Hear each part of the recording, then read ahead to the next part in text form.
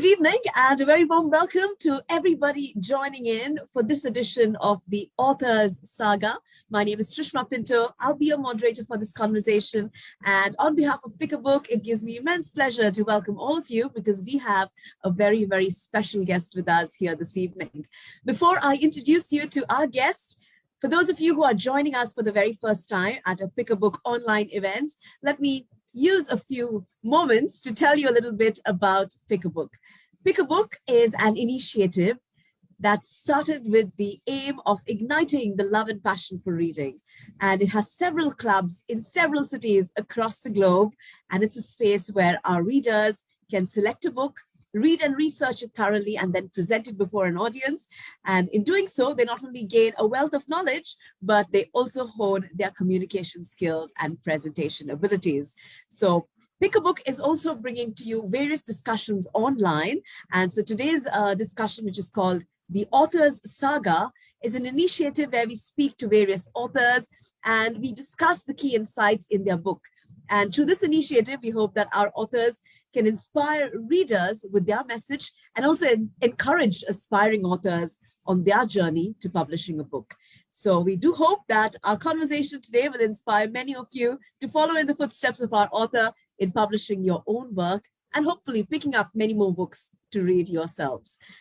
Before I introduce our author to you officially, if any of our guests have questions, any of our invitees and our participants have questions for our author, feel free to use the Q&A box, the chat box to submit your question, and we will be delighted to present your question to our guests. So don't be shy and feel free to share your thoughts and your questions in the chat box as our conversation unfolds. So with that, let me now finally begin with introducing our speaker to you, ladies and gentlemen. Our author today is Mujeeb Jaihoon. He's an Indian-born writer and community activist based in the UAE. Some of his books have been translated into Italian, Arabic, Tamil, and Malayalam. His most popular books include Slogans of the Sage, which won the Sri Narayana Guru Shrestha Award 2022 for Best Author. And he also wrote the book, The Cool Breeze from Hind, which we're discussing today. It's a historical fiction with a mystical narrative. Mujeeb's other books include Mission Nizamuddin, which is the world's first Twitter-based travelogue. He also wrote Meme is for Mercy, The Alchemy of Affinity, and Mothers and Martyrs. Mujeeb has been featured in global media, including English, Arabic, Kyrgyz, and Indian publications. He's a regular participant in leading literary events, including at the Sharjah International Book Fair. And he was also profiled in the Young Indian Visionaries, which is a thoughtfully researched compilation about the success of 70 young Indian visionaries in the UAE. Mujeeb also serves as director of several educational institutions, besides playing an advisory role in community development projects. He's also a regular speaker on issues pertaining to education, women empowerment, and interfaith harmony.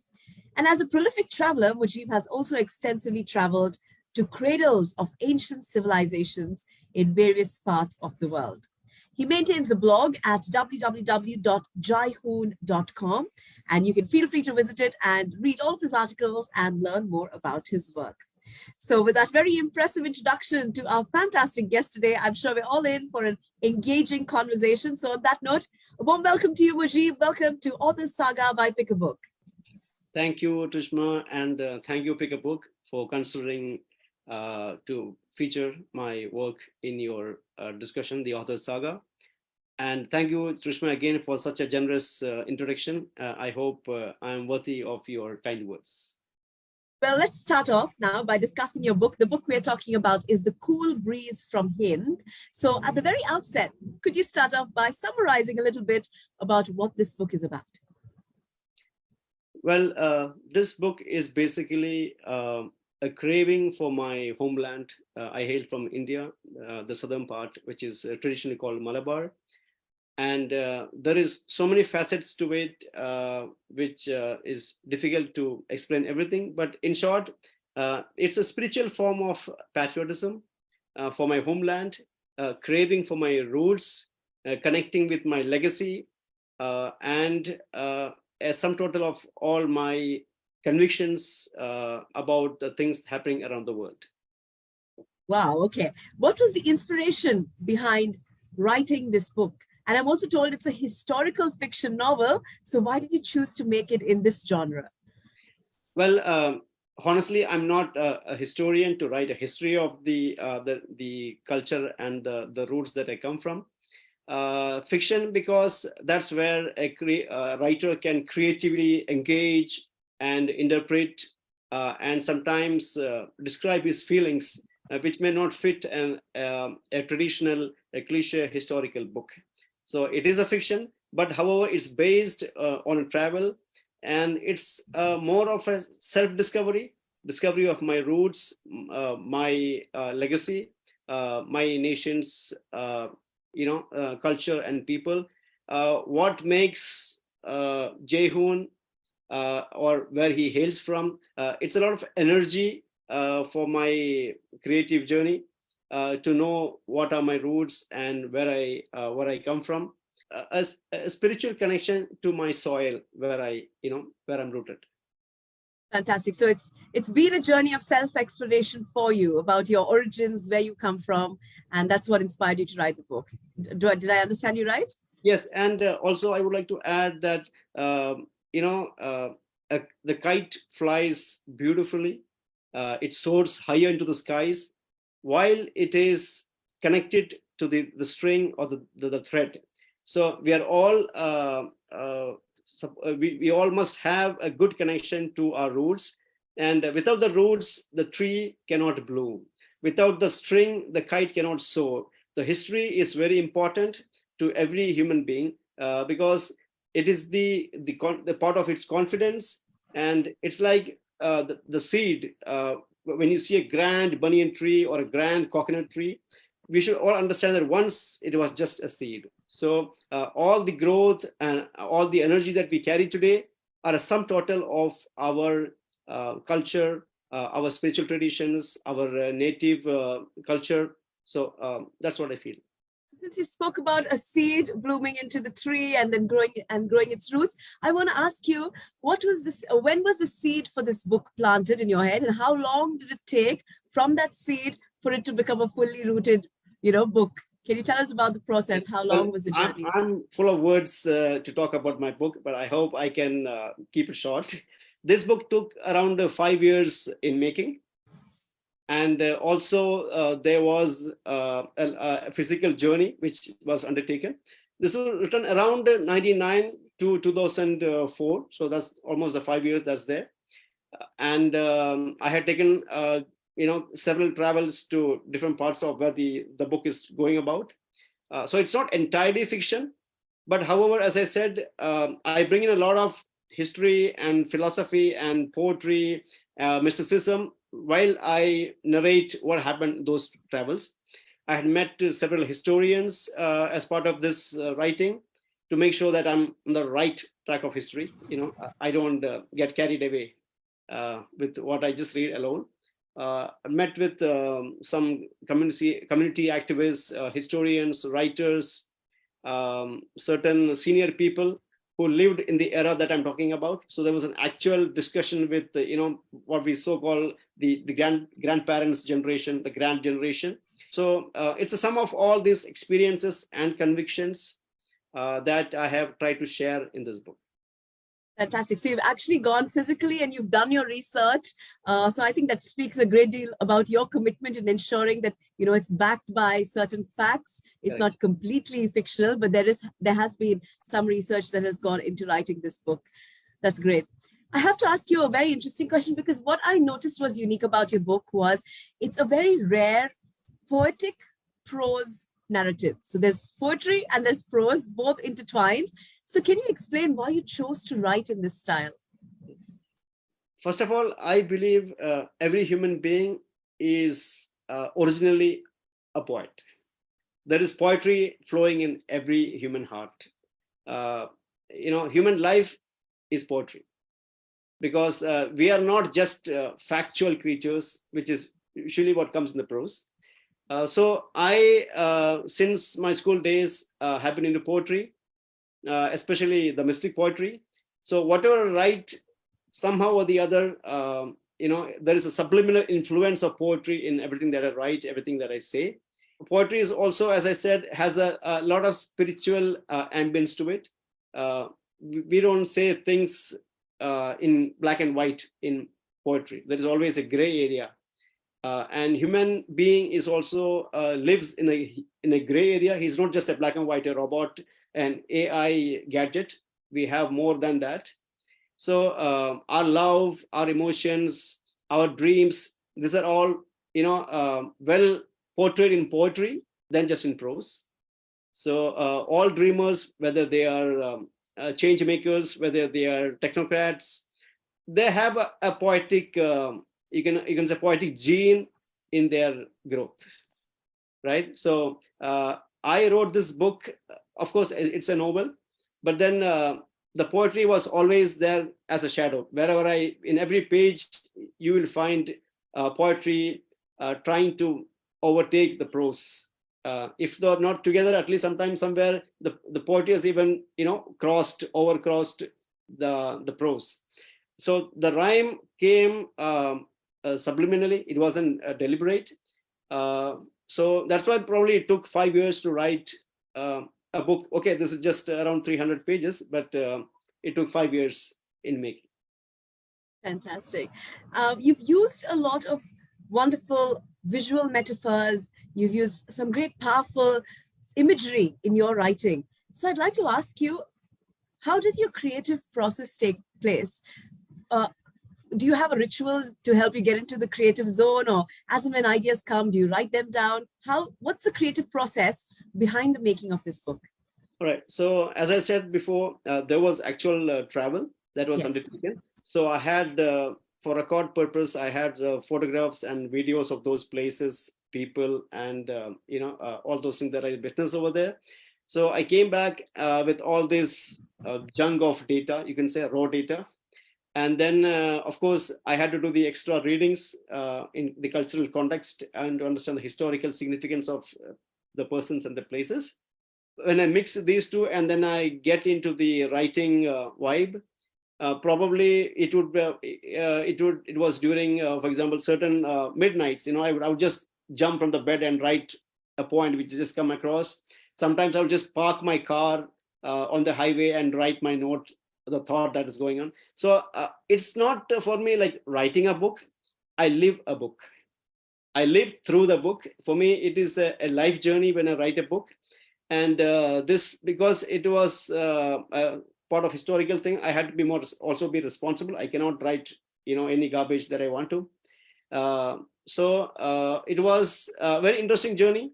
I wish I had more such, writing journeys, because I lived through the entire phase. And sometimes you have to, it's like, you have to put yourself into like a pressure cooker to keep yourself tightly checked in that particular plot that you're working on. You lose sleep, you lose food and drinks, you lose friends. This is all part and parcel of a writer's life. It's not just me, it happens to almost every writer. But then sometimes the price, is worth it. And one of the reasons why we are talking about this book right now. I love the fact that you said that you don't just write a book, but you live the book. And I think that speaks volumes about your dedication to your craft, because living the book means that book is not just an offering and a gift to the people who are reading it, but it's also in a way an offering and a gift to yourself, because you are enriching yourself so much more through that process when you live that book instead of just writing the book. Exactly. I just want to add that in line with what you said. Writing is it entertains the readers, it enlightens the readers, it informs the readers, but I would say in a more religious way, that it is more self-healing, it's more self-rewarding for the author first, and then the readers, because it's a good form of self-healing. We see ourselves living through the book, as I said, so it's a fantastic experience. Wow. Well, talking about life and living, you are currently living in the UAE, and you're an Indian-born writer. Living in the UAE, you have the influence of two different worlds, the Indian culture, the Arabian culture. So how has your cultural background influenced your writing? Great question. And as you have rightly noted, this book also carries the weight of the Arabian culture, Arabian history. There is a lot of references and mention of Arabian culture and Arabian history in this book. The very name of the book is more Arabian than Indian, because as you know, the book is called the Cool Breeze from Hind. So Hind stands for India, as we all know. But however, the word Hind is Arabic in origin. It was a name given to the river Sindh by the Arabs and Persians. So the very title of the book is Arabic, in feel. And many people have asked me with marveling about the title of the book. What does it mean? What is Hind? And again, as we know, Hind is a very popular, extremely popular female name in the Emirati community and other also Arab countries. So I have many colleagues in my office who are named Hind.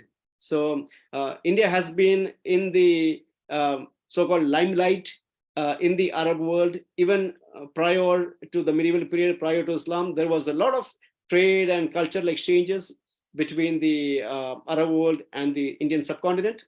Not the India as we know today, but Indian subcontinent in general. India, Ceylon, these were all very well connected for trade and other reasons. So much, even there was a lot of cultural impact, you can say, vice versa also. There was a lot of influence in Arab world because of India, and many influence of the Arab in India as well. So the book is called The Cool Breeze from Hind. And of course, there is a lot of historical and many other traditional meaning to this word Hind. Why I put this word, the cool breeze from Hind, it's explained in the book. I don't want to give spoilers for this chat, but as I can also there is a word called Muhannad. Means the sword that is made in India. So in the Arab world, there was a lot of respect and a lot of importance given to the swords made in India because it was strong and it was shine. And again, Muhammad is also a very popular name in the Arab world. I have named my son Muhammad because of this book. Wow. So what came first, the book or the son? Of course, the book. The book came first, of course. Right. All right. Of course. Now, so not just Arabia, not just India, you also travel widely. Mujeeb, so how have your travels influenced your writing? Well, I don't think there's anybody who hates travels. We all love travels, but the purpose is different. The purpose, differentiates me or other people from the writers. Traveling is very, very organic to my growth. I can say I'm a son of travel. This is travel which has made me the Jaihoon that is probably as you have described. It's very essential for me. I cannot stay in one place for long. Every other month or something, I have to make what you call tie my boots to keep going. I was just back from Canada 2 weeks back, and I've also traveled to other countries. Travel is very essential for my creativity. It is what stimulates, it is what invigorates and inspires my writings. Wow, fantastic. Has there been any, apart from India and the UAE, any country that has inspired some of your work in particular? Would you like to pinpoint a country or a culture that has inspired your work? Well, every culture is unique. There is no culture which is less significant than the other, because ultimately the entire humanity is one tribe before, and we all hail from the ultimate, the creator. So every culture is equally inspiring. As I said, this book has the Indian and Arabic culture, but I find inspiration wherever I go, because every new culture is a wonder for me. Probably it's taken for granted in those places, but then as I visit any place, it is equally inspiring. It provokes my thought. I appreciate the blessings that I have in life, and I also crave for new blessings that I see over there. Fantastic. And talking about different cultures, well, your books have been translated into several languages. I know Italian, Arabic, Tamil, and Malayalam are some of the languages that your books have been translated in. So how have readers from these different cultures and backgrounds responded to your books? Have you heard from them, those who've read your books in other languages? Yes, by the grace of God, every language that you mentioned have gracefully welcomed my works, my thoughts. Of course, I hail from the Malabar, where the Malayalam is the prime language. Arabic also, I have got a nice feedback from the Arab readers. Tamil was just out a few months back, so I'm yet to receive the treat from the Tamil readers, Tamil world. I'm trying to get into more languages. There have been discussions to have it to other translations. Italian language was, of course, a great entry to the European world. It was published in Rome, which is the capital of the Italy, and it has the Vatican there, and so that is a very historical city with a lot of history and legacy. So all in all, I feel blessed, though I deserve maybe a little of it, but I feel happy that more readers can come across my humble writings. Fantastic. Did you face any challenges when you wrote your book? And if you did, can you tell us about how you overcame those challenges? It's not about any challenge. It's always challenges for a Okay. writer. Right from how to write a book, what to write in the book, and then are we going to commit ourselves to completing that particular book? Because distractions are always there to welcome you, embrace you. So there were always challenges. For example, certain data you are looking for and you don't get it. There was one epic poem which I was after for writing this book, written by an ancient poet, and I took months to get hold of that.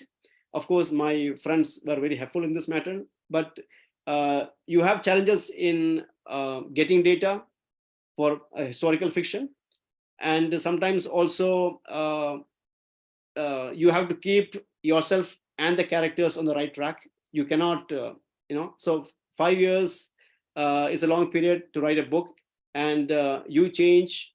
Your characters will also change with your thoughts, because your characters are coming from inside you. So when your brain evolves, your mind changes. It's difficult to keep the original spirit. That's in the writing challenge. And then, of course, the most difficult part is ending the book, because you want to keep writing, but then it's a book, so you have to keep your words, word count, and you have to end not just your story, but you have to end that part of your life. As I said, we live the book, so we have to kill that phase or kill yourself to stop the book. So that's very a big challenge that I faced. You've been also recognized with several awards for your writing, including, of course, the Sri Narayana Guru Shrestha Award. So how does it feel to have your work being recognized in such a way? Of course, every human being loves to be appreciated, loves to be accepted. Children love to get good marks and then get a candy after that. So these candies are nice to have. I have not waited for an award or something, or never written for an award. My writings usually do not fall into a particular genre, that you would find on the shelf. But of course, to be honored under the name or by the name of great historical personalities who have literally defined your roots. So, for example, this award, Sri Narayana Guru, he was a very marvelous, phenomenal character. He defined the identity of a Malayali. He is the identity of a Malayali who is secular, who is educated, who is tolerant, who lives in coexistence with the other communities. So he was really an icon of Kerala, and to be given an award by his name is great to be as a Malayali. And for me, it is a lifetime achievement to be recognized under the name of a great revered person. He is a global citizen, and his outlook is very harmonious with my thoughts. And he is a man who stands for human equality, he does not support the division of people into castes and other sects. So all in all, I feel blessed to be honored under his name. And of course, I have been appreciated or given reception at different institutions, universities, and other colleges to talk to people, and they have given me their mementos or their appreciations. But we don't wait for the clap. An author takes both the applause and the tomatoes with equal humility. I hope there's more applause for sure, not tomatoes. But I know that you've also been featured in global media. I've seen interviews online. I've seen you've been on TV channels and publications, and you've also participated in many leading literary events. So, Right. in your entire career as a writer, do you say what would you say stands out? Something particularly memorable? Any experience or a moment that you cherish in your writing career? Well, I don't believe I have made a lot of achievements. I consider myself a new writer always, to remain fresh at heart. But of course, last year I had a visit to Kyrgyzstan, and the media over there were interested in my writings, and there was a publication in the Kyrgyz media. Also, the UAE media has been very kind, very generous to me, because UAE is home to more than 100 nationalities. So to be reported and to be described in the UAE media is always an honor, because it gets to reach a lot of people. Also, I was interviewed by, like you said, a couple of channels. I don't want to pick any particular interview or any report, but all in all, I'm grateful to God, and always appreciate the prayers of my loved ones. And I strongly believe that it is by the prayers and the support of institutions like Pick a Book that my word reaches to the readers. An author is not an isolated individual in the society. He should not be. He must cooperate, and he should also support the things in the society. So that is partly the reason for my activism. Well, talking about activism, you in your book, you've also warned readers about the dangers of the monoculture. So can you expand on what this means, and how does this monoculture impact India's secular fabric? Yeah, right. So India is made up of different faiths, different communities, different languages. Even if I tell you about the very state of Kerala, for example, although the official language is Malayalam, there are countless accents for a particular language in one state of India. So India is almost, because a macro model for the universe, because there is lots of diversities. And it is diversities which really show the beauty of our human race. So anything that is not appreciative of the diversity is not beneficial for our modern life. We have to be tolerant, but tolerance isn't just a passive state. It is also to engage and to interact with our co-religionists, our neighborhoods, and people of other opinions. So one of the dangerous trends that is developing in my country is an inclination towards uniformizing, people's thoughts and opinions. So by monoculture, it was, of course, coined by a different thinker, another person, but it refers to uniformizing the diversity that's in the community, having only one particular line of thought, or a particular faith, or a particular stream of thinking, which is not good, because we human beings are completely diverse in nature. Forget of a same community, of a same neighborhood. Even in our own homes, we stand completely different to our siblings' way of thought. So even the children of a same mother are different. So then how can we enforce uniformity, singularity in a country like India, where people of different faiths, different languages, there are hundreds of languages in India. We cannot enforce a particular way of speaking on the entire nation. So I'm just talking about my country. But then again, we have also dangerous trends in other parts of the world, where we have xenophobia, that is like fearing the foreigner or the stranger. In US, there is a move against immigrants. UK is trying to debar immigrants. So there is a fear of the other developing in the minds of people. It's basically due to ignorance, and also because of our impatience and our inhumanity. For those who are picking up your book, what message do you hope that they can take away when they read your words? First of all, of course, as I said, it's a self-discovery. So they discover who this gentleman, Mr. Jaihoon, is. What is his roots. But more importantly, I try to convey the message of pluralism, of tolerance, especially for India. India has reached where it has reached because of its tolerance, because of its spirit of harmony, respect for the other. Every community has helped in the growth of the other community. It's a historical truth, and nobody can say otherwise. So I want to insist on the pluralism, on the diversity. And India, in its national song, is described as a Gulistan, as a garden. So a garden is not just made of roses or jasmine or lilies or a particular flower. When we say garden, it stands for all the different type of flowers. So all these different fragrances add to the scent of the great nation that India is. So it's the pluralism that makes India great. Fantastic. That's a great message for readers to take away.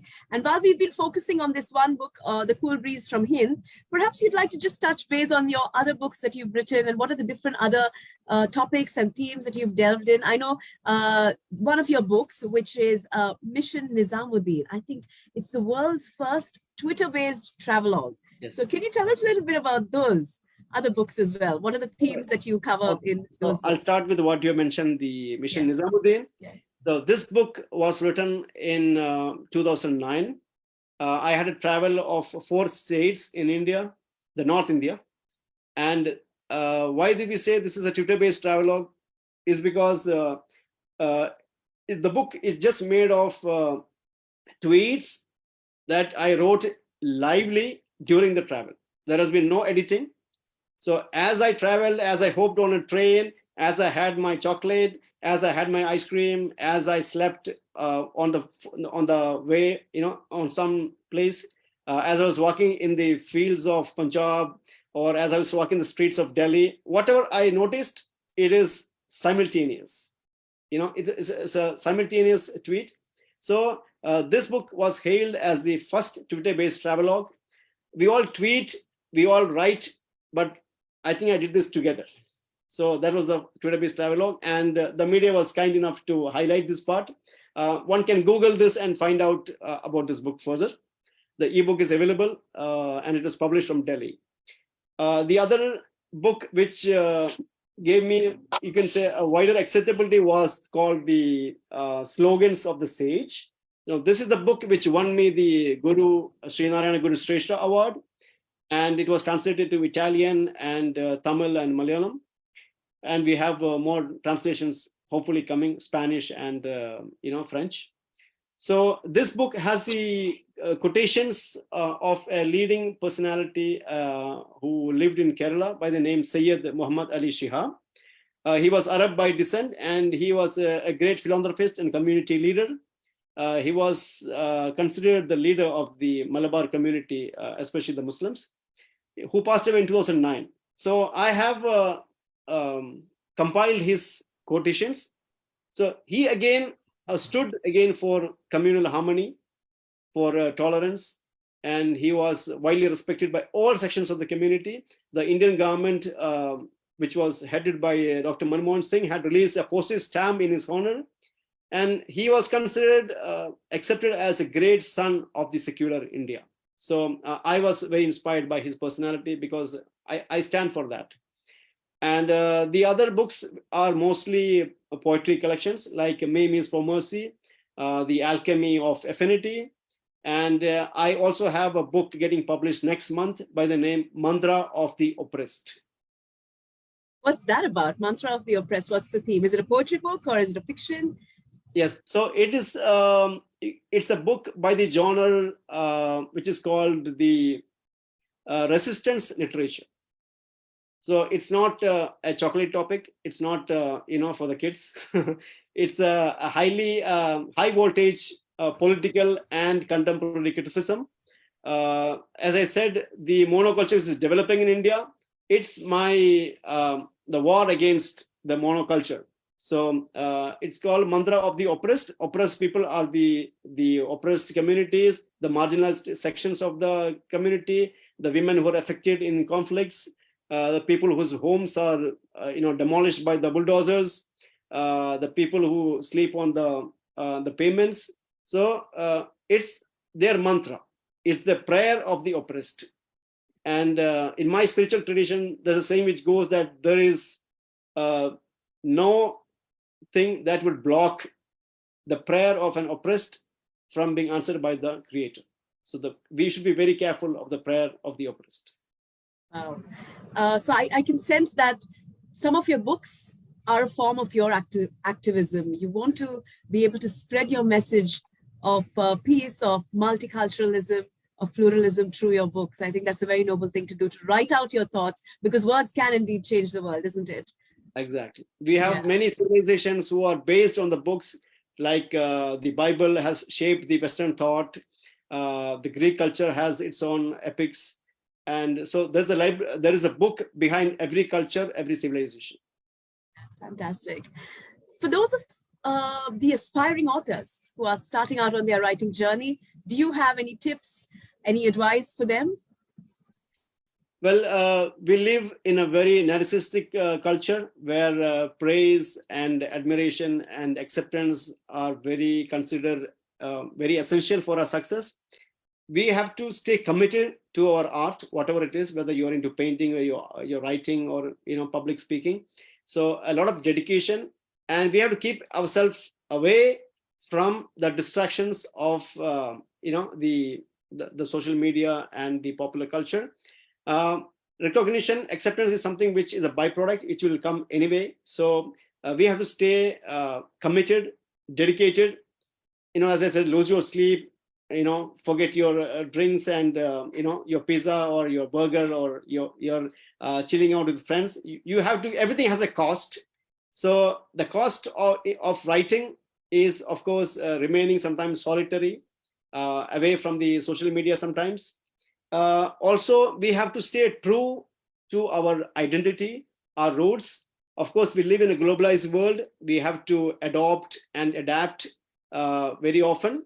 But then that does not mean we relinquish our roots. The roots of every individual is very important. So we have to have a strong connection to our roots, our culture and heritage, whoever you are. You may have an American root or an European or African or Asian, but these connections, so-called connectivity to your culture, is the real powerhouse of your creativity. You have to be connected very spiritually, very religiously to your culture, to your heritage. Then we can always excel. So that's my message for the emerging writers. Fantastic. And a lot of authors take their inspiration from other authors as well. They read a lot of different works and gain inspiration from that. So if you had to name a few authors or a few books that have inspired your own writing, who would those authors or books be? There are two authors that I have been reading since my school days. You can ask my school librarian who was that. It continued till college, and even now I'm not fed up of reading them. Because they help to shape not only just my thought, but also gives me the energy to keep writing. So those two writers, great writers, are one is Jalaluddin Rumi, is a very popular, you can say the most popular mystic poet of all times, who's equally read in the West and in the East. Rumi is like a culture. He's not just an author, but he's a phenomenon. And the other author is by Sir Muhammad Iqbal, or Allama Iqbal, as he's known. He's a subcontinent thinker who passed away in 1938, who, of course, is most popular for the national song Sare Jahan Se Acha Hindustan Hamara.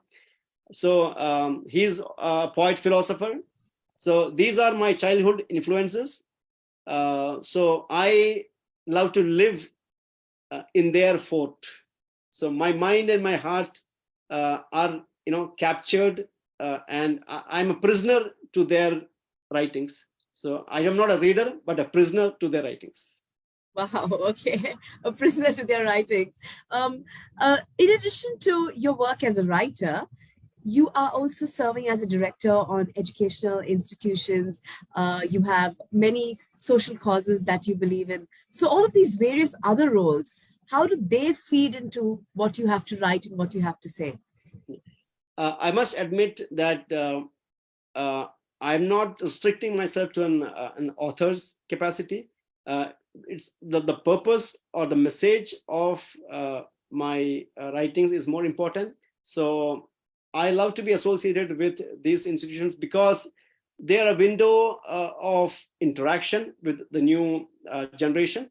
And it gives me immense pleasure when I interact with the student community, especially because they are, you don't know who is the gem out there, who will come out with promising, possibilities. So I like to say, plant the seeds of my thought in these young minds, because maybe someone out there would become, somebody bigger and better than me. So I would love to be in that, purpose, who played a role in inspiring such minds. And children today, of course, they have huge distractions from the social media and other distractions, but also they are very innovative in mind. They always have after the box thinking. Sometimes I wish that I was born to their generation. Education is highly essential for the growth of our community. So it is something related to my overall interventions. As you know, Pick a Book exists because of a love for reading, and we are here to encourage youngsters, people of all ages, to pick up a book and read. So as a writer and a reader yourself, what message would you like to share to those who will be watching this interview? What role can reading play in the development of somebody's life? Reading can not just play a role, but reading is the role of our growth. Reading is so essential that it doesn't matter if you don't drink or eat, but you have to read. Reading is a secret of our entire growth, of our thought and of our career, and anything that comes in our life. We cannot see it divorced from reading. I had written some time back that a reading room or a library is as important, or rather more important, than a prayer room. So many homes have a prayer corner or a prayer room or something of that sort. But I would say a reading room, a bookshelf is as important. Reading is what you can say the most exciting thing to discover new knowledge, new information, new ideas. We live in a highly technological era, technological world, but we should understand that these technologies evolved and they developed because of reading. Because reading helps us to dream about a non-existent world. The people who have come out with self-driving cars or space travel, they were once dreamers. And dreams are the direct result of reading. So when we read comics, when we read Harry Potter, it is not just about a magical world. Probably we can envision a better world from these stories. So reading, it is highly critical for our growth. There are several spiritual traditions. For example, in the case of Islam, the first command in the Holy Book is to read. It's not to pray. It's not to meditate. It is not to do community help or help the poor. No, reading is the core foundation for all these growth. So a community that does not read is as good as dead. Wow, those are very, very profound thoughts right there. And I see that we're almost running out of time. But before we wrap up, a couple of final questions to you. One is there any message that you'd like to share to all of the people who are watching this interview today? Firstly, I'm thankful to Pick a Book, and of course our fabulous host Trishma for this discussion. My friends, we have to see books as our best buddies, best friends. Pick a Book is not just about a reading movement. It is dragging us back to our humanity. So initiatives such as Pick a Book is quintessential for every society. We cannot take away books and reading from our daily life. We have to read. It ensures that humanity continues. So we have a challenge of smartphones. We are glued to the screen 24/7. I understand. I'm also a part of that misadventure. But we have to read, and books have to be introduced very diplomatically to our young minds. We have to get them closer to reading. And you have to have, just like you have a TV, you have a refrigerator, you have a microwave oven, you have to have a bookshelf in your house. I'm a book collector since 30 years, and my children are part of my reading adventures. They love books. So we have to have books, and books are like a family member of our home. We have to treat them kindly, and bookshelf is very important in our living room. That should be the first source of our entertainment, and we have to have family reading hours. There's a lot you can do at home, but keep the books in the center. Wow, that's fantastic takeaway for everybody who's listening, and for all the readers especially, and those parents who are watching who want to encourage their kids, have reading hours and make the reading room or the bookshelf a central part of the home. Fantastic. Final question to you now before we wrap up, and that is, what's next? What can we expect from you? What projects are you working on? Tell us a little bit more about your future. Well, I'm a spontaneous human being, so I don't plan too much in the future. I'm a person who tries to get contentment from everyday experience. For me, every day is important, not just my target. So I try to see that I write something before the sun sets every day. So I keep a daily target. But of course, I have, as I said, the Mantra of the Oppressed book coming up, and probably a compilation of my travels may be expected. I wish I could write another book as imposing as the Cold Breeze from Hind, to live that experience. So I crave for your prayers and your well wishes so that I can do something worthy. Yes, and we also look forward to more publications coming from your side, because we will have the happy opportunity perhaps to interview you again and check back on how you lived another life through writing another book. So thank you so much to you, Mujeeb Jaihoon, for joining us today at Pick a Book. You've shared such great insights, such great thoughts and perspectives with us, opened our minds to, embracing pluralism, to new thoughts, to the adventures of travel. So we really appreciate this conversation today. And as we wrap up, we'd like to say a big thank you to you, Mujeeb. Thank you. It's been my honor. And really, thank you for living through this interview. Yeah. So my regards and prayers for everyone who has watched this and who are going to watch it in the future as well. Thank you. Fantastic. Thank you. And with that, ladies and gentlemen, we're now coming to the close of this segment of the Author's Saga, which is an online conversation brought to you by Pick a Book. And I hope that today has been inspiring and that you will soon pick a book yourself and make it a part of your daily life. So with that, with that encouragement to read widely, to read often, to read with open minds and curiosity, I thank you for your participation here this evening, and I wish you plenty of happy reading.